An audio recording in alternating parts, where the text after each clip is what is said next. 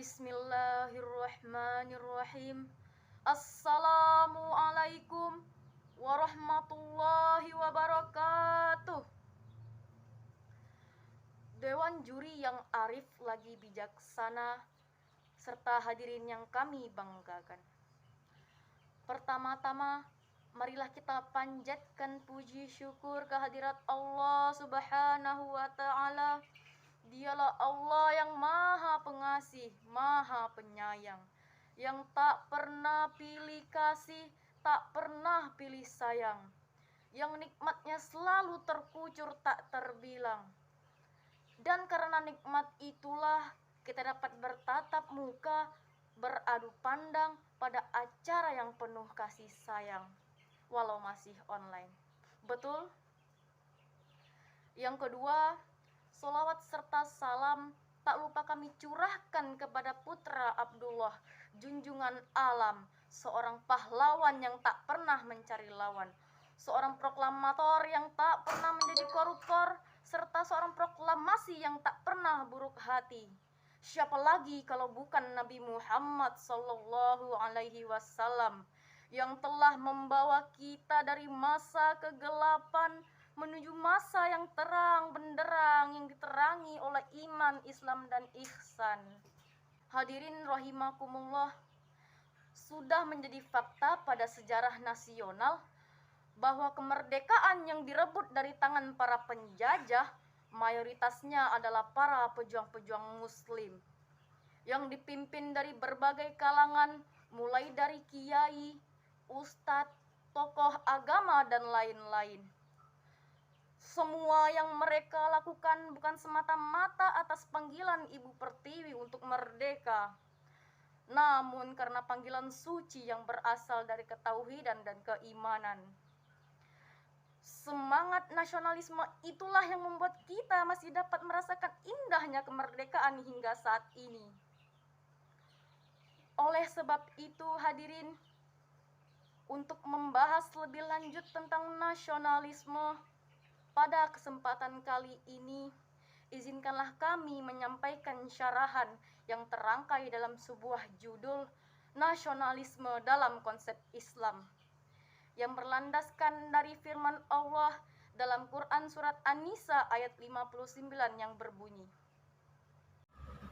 A'udzu billahi minasy syaithanir rajim. Bismillahirrahmanirrahim. Ya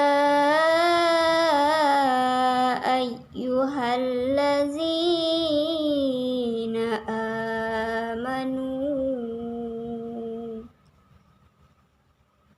amanu atiiullaha wa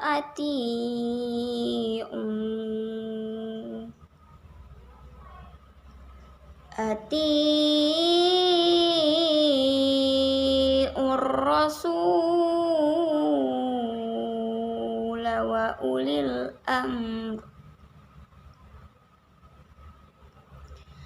al-amri minkum fa in tanaza'tum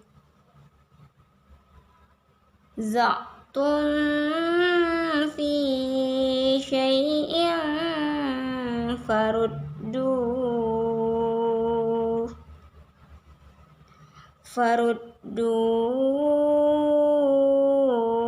ilallahi war rasuli in kuntum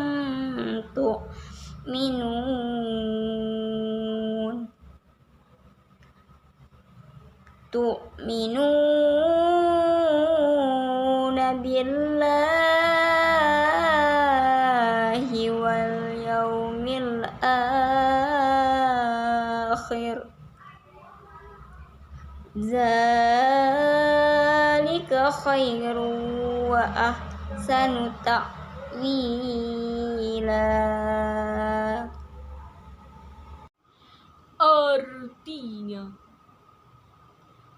Aku berlindung kepada Allah dari godaan syaitan yang terkutuk.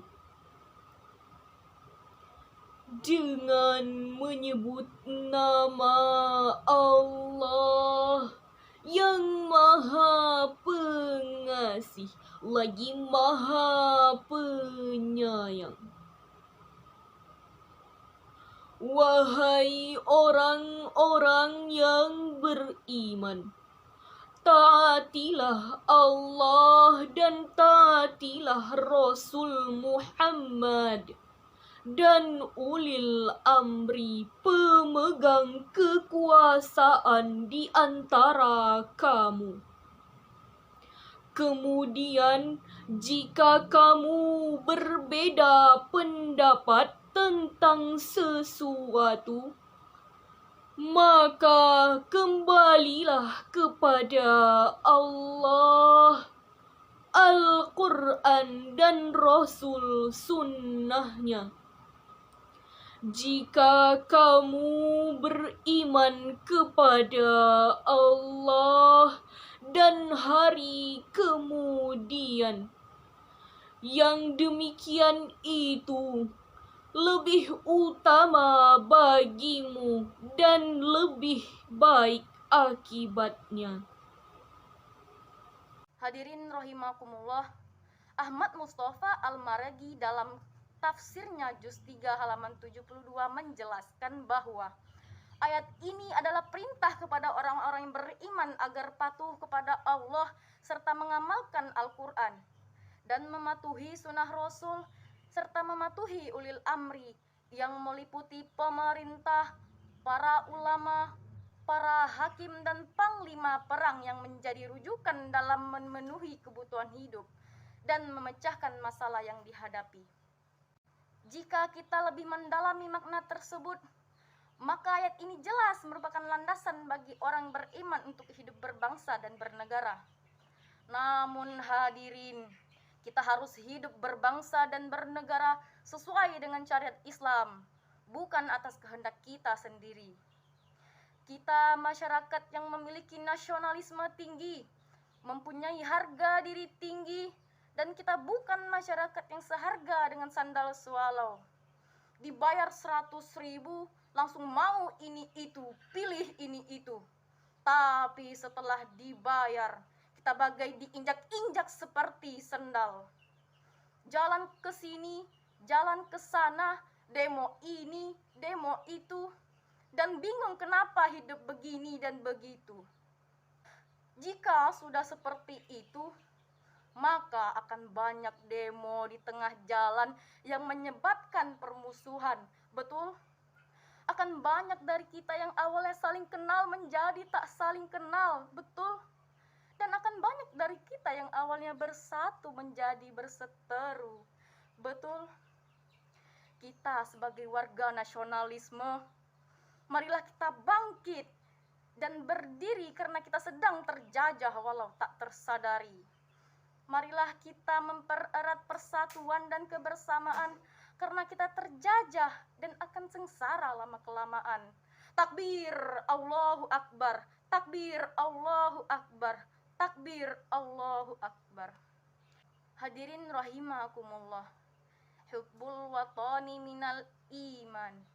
Cinta tanah air adalah sebagian dari iman.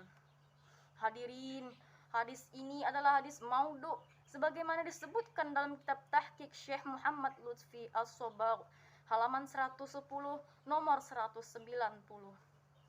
Banyak orang yang memakai hadis maudhu ini untuk memompa rasa patriotisme dan nasionalisme bangsa Indonesia dengan keyakinan bahwa hadis ini berasal dari Rasulullah.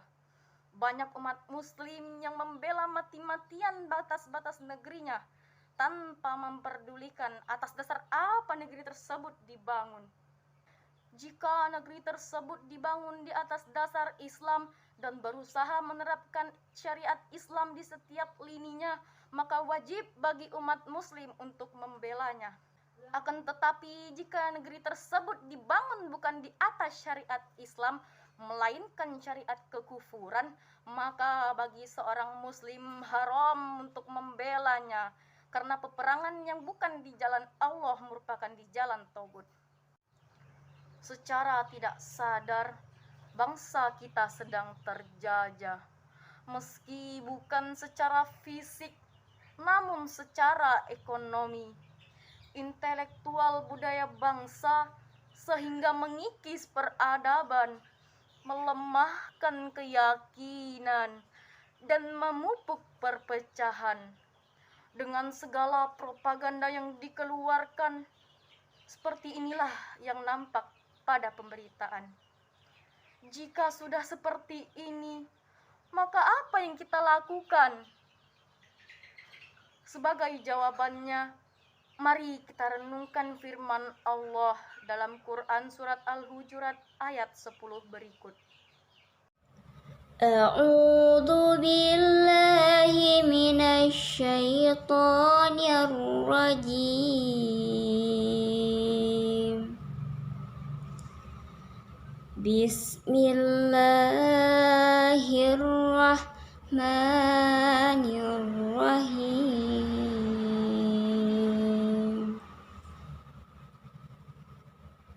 Innamal mu'minuna ikhwatun fa'aslihu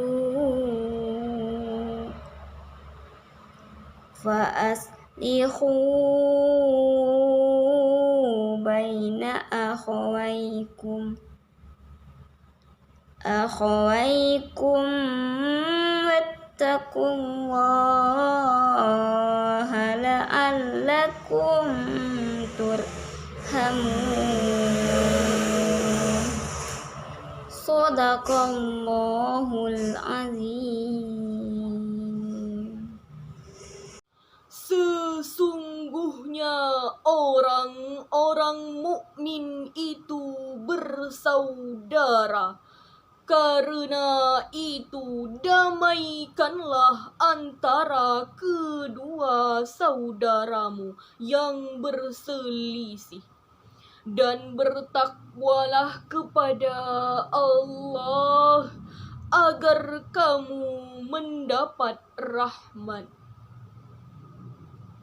Maha benar Allah dengan segala firman-Nya. Hadirin rahimakumullah. Kata ikhwatun menurut Profesor Dr. Muhammad Quraisy Shihab adalah persaudaraan yang terjalin di antara sesama muslim adalah persaudaraan yang berganda. Yang pertama adalah karena dasar keimanan, yang kedua karena dasar keturunan. Berdasarkan penjelasan tersebut, jelas bahwa Allah melarang umat Islam untuk berpecah belah antar sesama. Oleh karena itu, marilah kita membuka kesadaran, menghilangkan perbedaan agar bangsa dan agama kita mendapatkan kemajuan dan membuat para warga hidup makmur sejahtera, bukan sengsara bagai sandal. Hadirin rahimakumullah. Dari uraian di atas dapat kita ambil kesimpulan bahwa kita harus hidup berpegang teguh kepada Al-Quran dan Sunnah Nabi untuk membentuk warga yang nasionalisme, agar tak ada lagi perpecahan, agar kita saling mendukung untuk mendapatkan kemerdekaan, bukan saling bermusuh-musuhan, melainkan saling mengisi kekurangan dalam memenuhi kebutuhan bangsa dan negara kita. Dengan demikian, insya Allah bangsa kita akan makmur dengan rakyat yang berbudi luhur, sehingga nikmat Allah pun akan terkucur bagai air mancur. Demikian yang dapat kami sampaikan. Apabila ada salah, mohon dimaafkan. Wabillahi taufiq wal hidayah. Wassalamualaikum warahmatullahi wabarakatuh.